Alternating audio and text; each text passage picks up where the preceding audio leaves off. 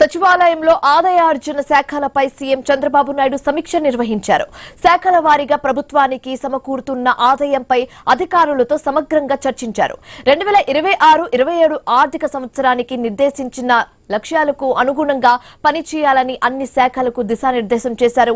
2024-25 ఆర్థిక సంవత్సరంలో state own revenue 1,04,345 కోట్లుగా ఉండగా 2025-26 ఆర్థిక సంవత్సరానికి అది 1,10,643 కోట్లకు చేరుకుంది.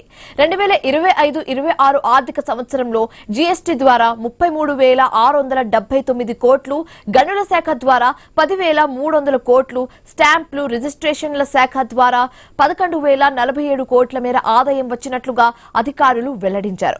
గత ఆర్థిక సంవత్సరంతో పోలిస్తే స్టేట్ ఓన్ రెవెన్యూలో 6% వృద్ధి నమోదైనట్లుగా తెలిసింది. ఇక 2026-27 ఆర్థిక సంవత్సరానికి 1,27,506 కోట్ల ఆదాయాన్ని లక్ష్యంగా పెట్టుకున్నట్లుగా ప్రభుత్వం పేర్కొంది.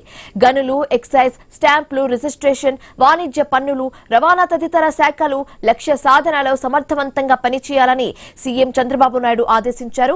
ప్రభుత్వ ఆదాయంలో వచ్చే ప్రతి రూపాయి ప్రజా ప్రయోజనాల కోసం సద్వినియోగం అయ్యేలా శాఖలు బాధ్యతగా వ్యవహరించాలని ముఖ్యమంత్రి స్పష్టం చేశారు.